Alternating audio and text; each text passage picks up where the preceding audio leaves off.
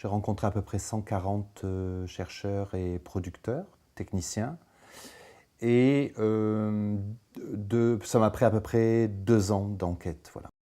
Les leviers de réussite de ces différents systèmes agroécologiques, j'en ai repéré à peu près 4. La première, c'est un travail en réseau.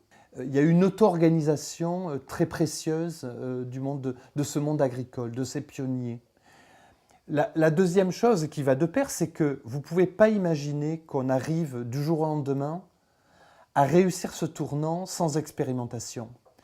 Ce travail en groupe et ce travail d'expérimentation est, à mon avis, 2 clés absolument indispensables à la réussite des systèmes. Bon, le troisième, qui est un des leviers évidents, c'est que pourquoi ces gens-là, enfin, en tout cas les gens que j'ai vus, ils ont pu passer d'une agriculture traditionnelle, avec beaucoup d'intrants chimiques, mécaniques, à une agriculture sans intrants ou avec peu d'intrants.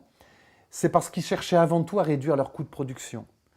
Et enfin, le quatrième, je dirais, levier qui peut expliquer la réussite de ces itinéraires, c'est que pas mal de ces producteurs arrivent à mieux valoriser que d'autres, en conventionnel, leurs produits.